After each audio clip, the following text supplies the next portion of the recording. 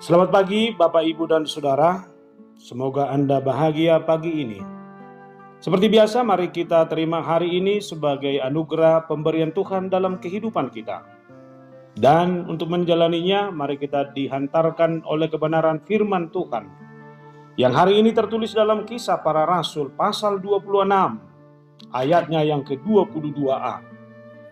Tetapi oleh pertolongan Allah, aku dapat hidup sampai sekarang, dan memberi kesaksian kepada orang-orang kecil dan orang-orang besar.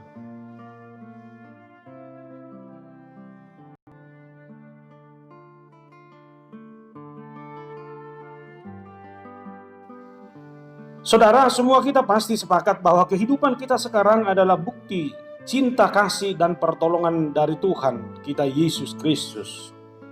Sehebat apapun orang merancang sesuatu dalam hidupnya, tanpa pertolongan Tuhan, semua akan menjadi sia-sia. Oleh karena itu, apapun yang Anda peroleh hari ini, baik kesehatan, jabatan maupun kekayaan, jangan pernah katakan bahwa itu adalah hasil kerja kerasmu semata. Tuhanlah yang menolong dan memberkati setiap usaha dan kerja keras yang kita lakukan, hingga kita dapat meraih semuanya itu.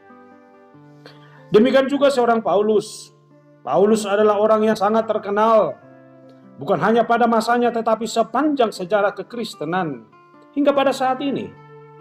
Seorang doktor di bidang hukum dan belajar pada seorang tokoh pengajar yang sangat terkenal pada masanya, yaitu Gamaliel. Dia dipilih oleh Allah ketika dia begitu semangat mengejar dan membunuh para pengikut Kristus dalam perjalanan ke Damsyik. Artinya kerasulannya adalah karya dan pilihan langsung oleh Allah.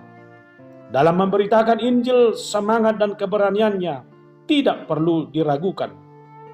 Namun apa yang dia lakukan dan yang dicapainya tidaklah membuat dia sombong dan arogan.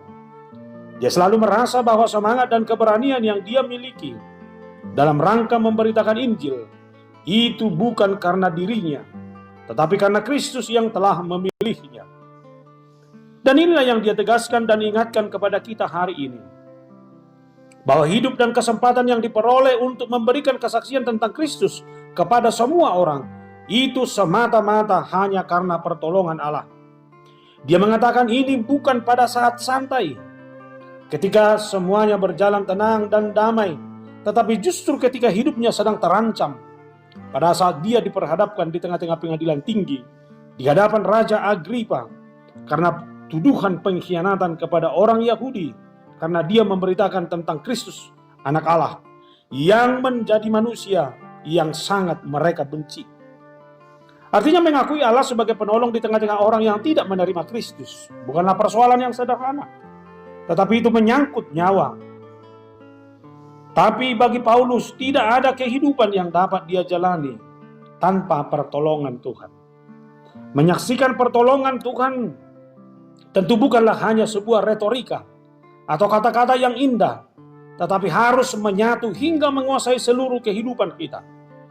Ketika saudara mau memulai aktivitasmu hari ini, dalam ayunan langkahmu yang pertama katakan, saya mau berjalan hanya dengan mengandalkan pertolongan Tuhan semata.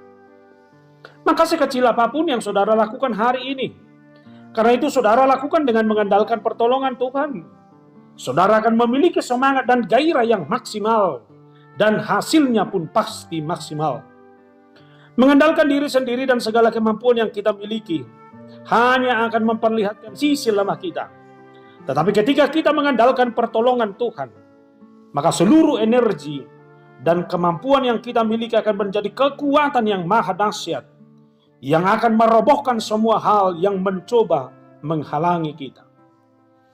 Kemudian saudara, kalau Paulus dengan berani mampu mengakui hidup dan kesaksiannya adalah karena pertolongan Tuhan, maka kita pun sebagai pengikut Kristus di zaman ini harus mampu memenangkan setiap pergumulan hidup yang kita hadapi, sehingga hidup kita pun menjadi kesaksian bagi dunia ini.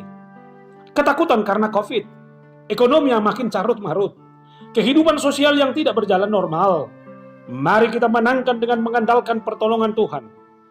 Jangan takut, karena aku menyertaimu. Jangan khawatir, karena aku adalah Allahmu. Aku akan menguatkanmu. Aku akan menolongmu. Yesaya 41 ayat 10. Tuhan memberkati saudara. Amin. Kita berdoa.